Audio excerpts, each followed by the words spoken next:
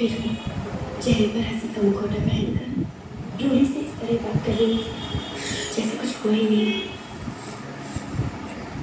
क्या चुप क्यों है? सब कुछ ठीक रहा ना? हाँ, दीदी वो हमारे साथ वहाँ एक इंस्पेक्टर भी था।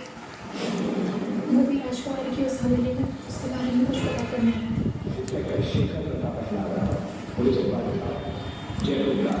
मैं यहाँ महारानी की पहली बात करने आया हूँ।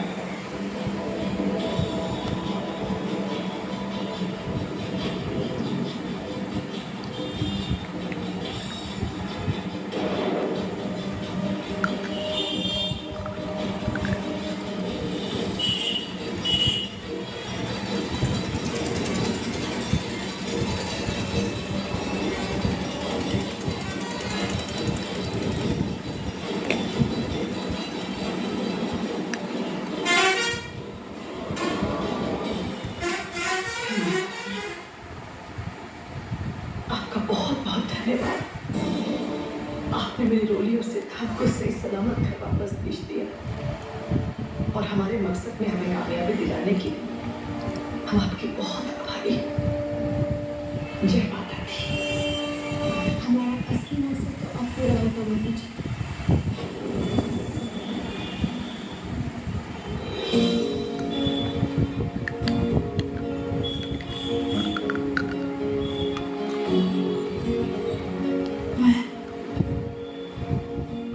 लो तुम्हारी अम्मा।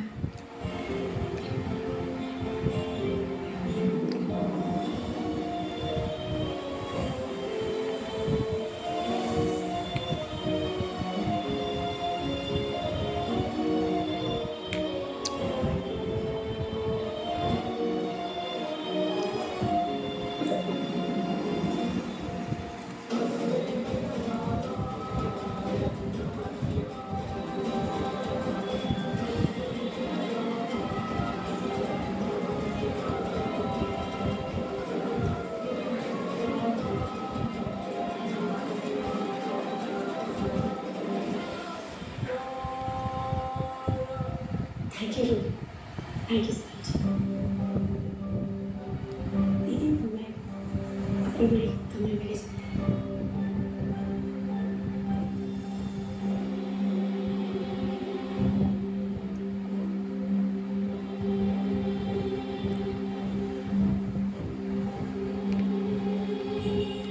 मुझे क्यों ऐसा लग रहा है कि कोई बात तो है जो माया हम सबसे छुपा रही है।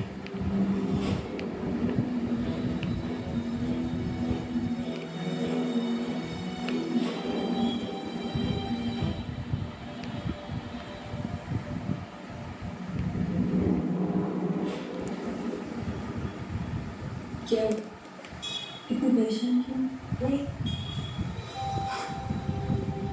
मैं भला क्यों परेशान होने लगी थी? अब तो मुझे मेरी नागमणि भी वापस मिल गई। मुझे दीदी कहती हूँ और मुझे से बात छुपा रही हो। इतना तो समझ सकती हूँ तुमको। बताओ क्या बात है? देखो, जैसे ही सिद्धार्थ जी ने राजकुमारी के बारे में सब कुछ बताया तभी तुम कुछ खो सी गई थी, किसी गहरी सोच में डूब गई थी। माया बताओ, ऐसी क्या बात है जिसने तुमसे तुम्हारे मनी मिलने की खुशी तक छीनी? दीदी जैसा आप सोच रही हैं वैसा कुछ भी नहीं। दरअसल मुझे मेरी मणि बहुत अरसे के बाद, मेरी ताकत बहुत अरसे के बाद वापस मिली। पर पता नहीं क्यों मैं इस ताकत को अपना नहीं पा रही। मैं कुछ समझी नहीं माया। दीदी इस मणि को अपनाना मतलब आप सबसे दूर हो जाना। हाँ दीदी, आप सबसे दूर होकर ही इस मणि को अपना पाऊंगी। मैं अपनी नाक की नींद में वापस जाकर फिर से ताकतवर हो जाऊंगी। पर आप सबसे बंधे इस रिश्ते की ताकत के आगे मुझे इस मणि की ताकत की कोई जरूरत नहीं लग रही। मैं आप सबको छोड़कर, इन रिश्तों को छोड़कर नहीं जाना चाहती।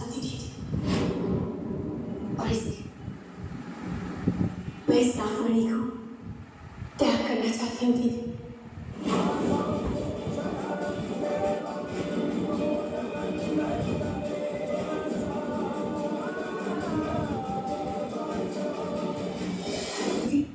कई बार प्यार से बंधे रिश्ते खून के बंधे रिश्तों से ज्यादा बढ़कर जाते हैं। और ऐसे ही कुछ मेरा रिश्ता भी आप लोगों से जुड़ गया है। आप लोगों का प्यार पाने के लिए इस नागमणि को और अपनी आंखें को हमेशा हमेशा के लिए अपनी जिंदगी से बाहर निकाल कर फेंकना चाहते हैं। रिश्तों की पूंजी के सहारे मैं अपनी बाकी की जिंदगी जीना चाहती हूँ, एक आम इंसान बनकर।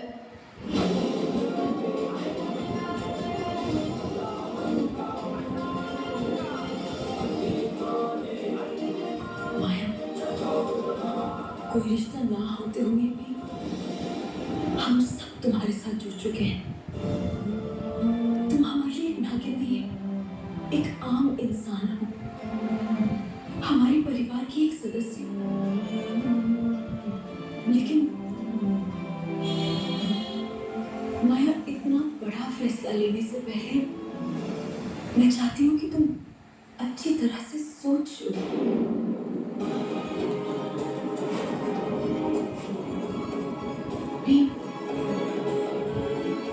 मुझे गलत मत समझना। अगर तुम आगे अपनी पूरी जिंदगी हमारे ही साथ रहकर बिताते, उससे ज्यादा खुशी हम ही लोगों को होगी। लेकिन माया, मैं नहीं चाहती कि आगे चल के तुम्हें अपनी इस निर्णय में पछतावा हो, या फिर इस फैसले की वजह से तुम किसी मुसीबत में पड़ जाओ। दीदी, इंसान सोच समझ कर जब भी कोई फैसला लेता है वो अक्सर सही होता है, और अगर वो गलत साबित भी हो जाते हैं तो उसका जिद्दी स्वभाव उसे स्वीकारने ही नहीं देता।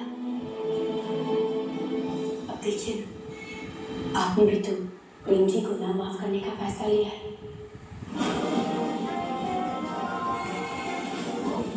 अब आपने इतना बड़ा फैसला लिया है तो कुछ सोच समझ कर ही लिया होगा ना दीदी।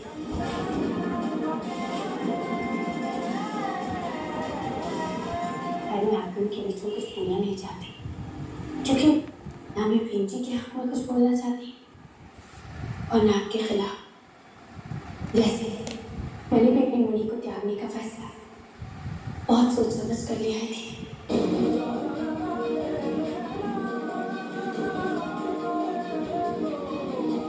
लेकिन इस मुनि को त्याग करने की क्रिया में मुझे वक्त लगेगा, तो आप लोग पूरी चिंता मत करिए। ठीक है, जब तुमने पूरी तरह से सोच समझकर फैसला किया है तो फिर हम सब तुम्हारे साथ। मैं माता जी और घर वालों को तुम्हारे इस फैसले के बारे में बता दूंगी। और वैसे भारद्वाज परिवार के दरवाजे तुम्हारे लिए हमेशा खुले हैं। हमारे परिवार में स्वागत है माया। आपसे मेरा परिवार, हमारा परिवार जिंदगी के हर मोड़ पे तुम्हारे साथ रहेगा और मरते दम तक तुम्हारी रक्षा करेगा। थैंक यू दीदी।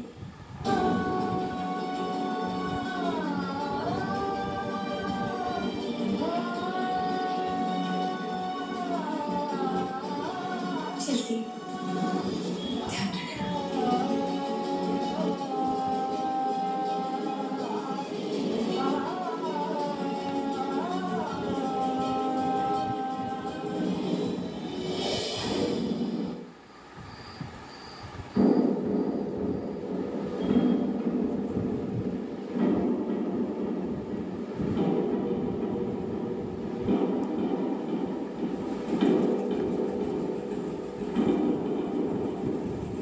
सिमर, सिमर,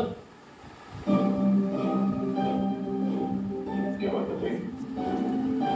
तुम तो परेशान हो रहे हो।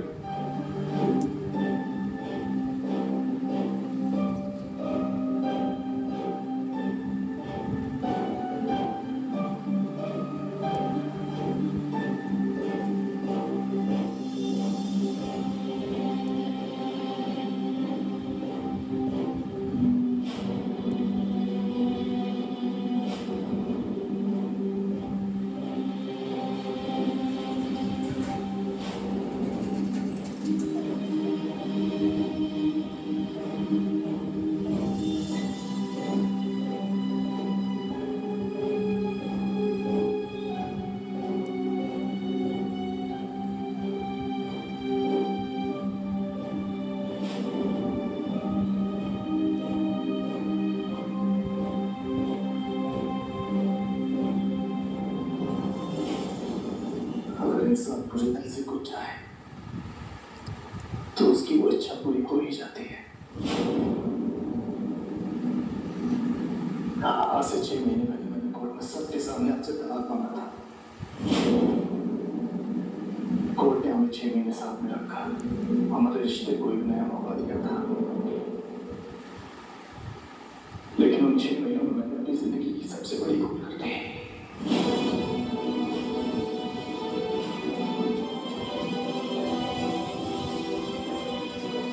आपकी भाषा में कहूं तो गुनाह कर दिया।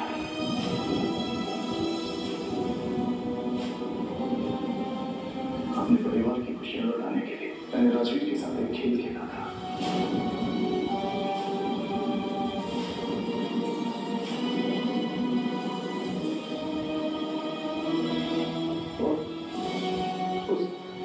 उस खेल में मैंने सिमर को लापता लगा दिया। मैं सिमर का नाम लगाकर तीसरी फांसी खेलने के लिए तैयार था।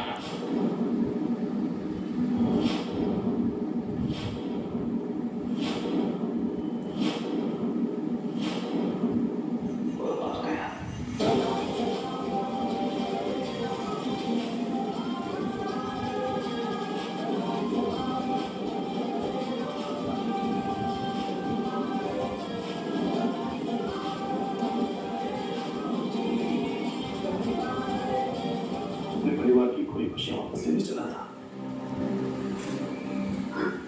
और अब मैं हार गया।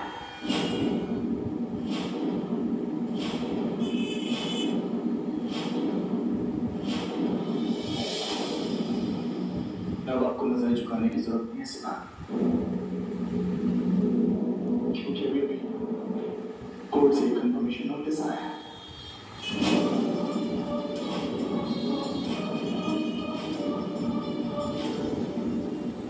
आज से 1 महीने बाद हम दोनों के बीच तलाक हो जाएगा।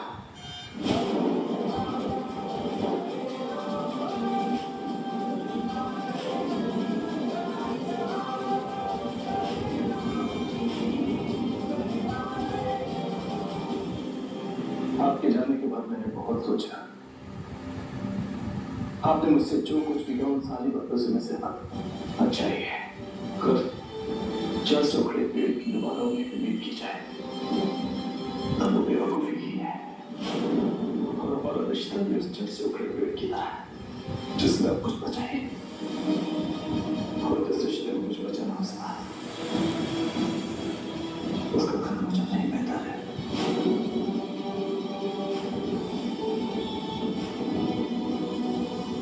आज से 1 महीने बाद हम दोनों डिवोर्स के पेपर्स पे साइन करेंगे।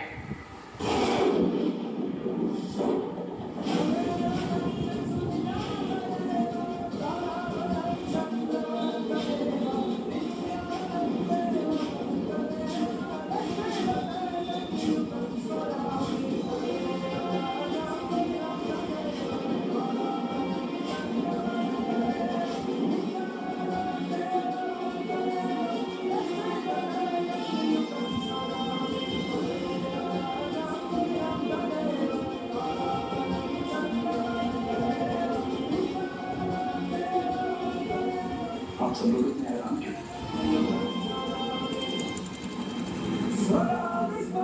ये फैसला मेरा है, लेकिन इस फैसले को जहां तक पहुंचाने में समझ का बहुत बड़ा हाथ है।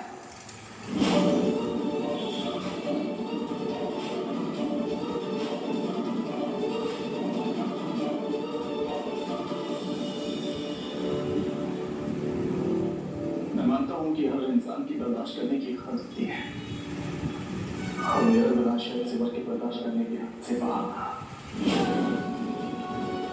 और इसलिए वो मुझे माफ नहीं कर पाई। और मेरा उनसे हो गया। मैं इतना शर्मिंदा हो गया कि मुझे खुद से खिलाने এটাও দেখি ওটাও দেখি দুটাই দেখছিস अपने जिंदा होने से खिलाने लगे और इसलिए मैं खुदकुशी करने चला गया।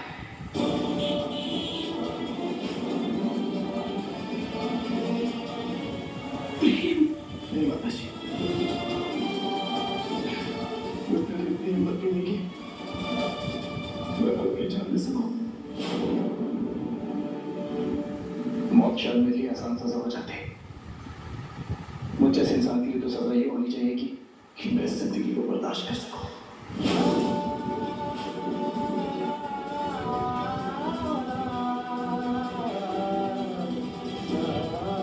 मेरी सजा तो ये होनी चाहिए कि मैं सबर से दूर रहूं।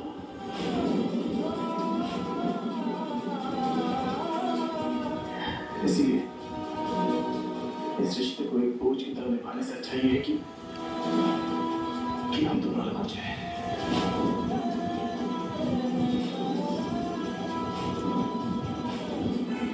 मैं जानता हूँ सीमा, मैं अगर यहाँ रहूंगा तो मैं आपकी तकलीफें दूर नहीं बल्कि बढ़ाऊंगा और मैं आपको और ज्यादा तकलीफ में नहीं देख सकता। इसलिए मैंने बहुत सोच समझ कर ये फैसला किया है कि मैं ये घर छोड़कर चला जाऊंगा।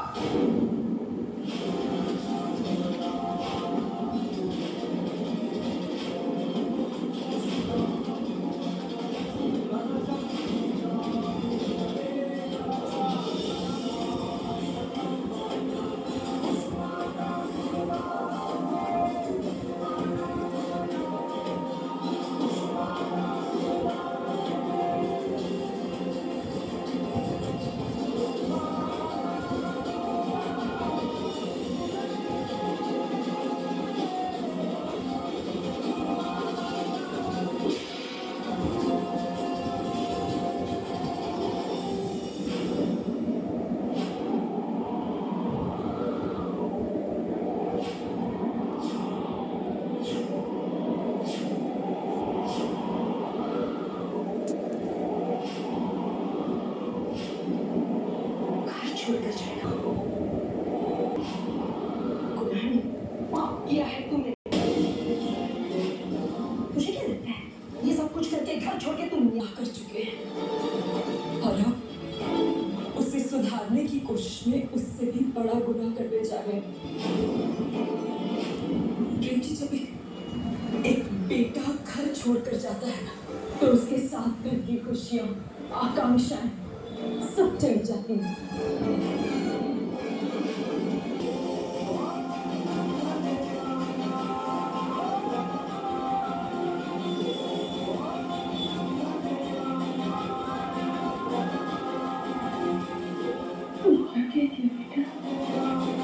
तुम घर छोड़ के चली गई, कहीं नहीं जाके तू नहीं जा सकती। मेरा बेटा गुनहगार है।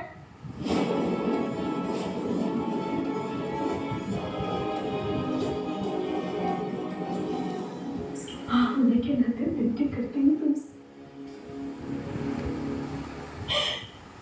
मेरे गुनहगार बेटे को माफ कर दे।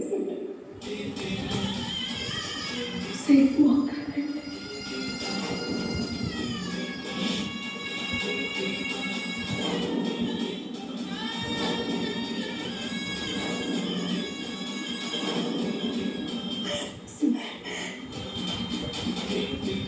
जितना प्रेम का है उतना ही यहाँ तुम्हारा है बेटा। अगर प्रेम इस परिवार का एक अटूट हिस्सा है तो ये परिवार तुम्हारे बिना अधूरा है सिमर।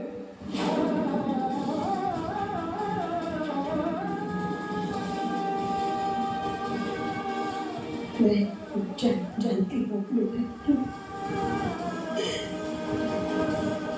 इन हालात में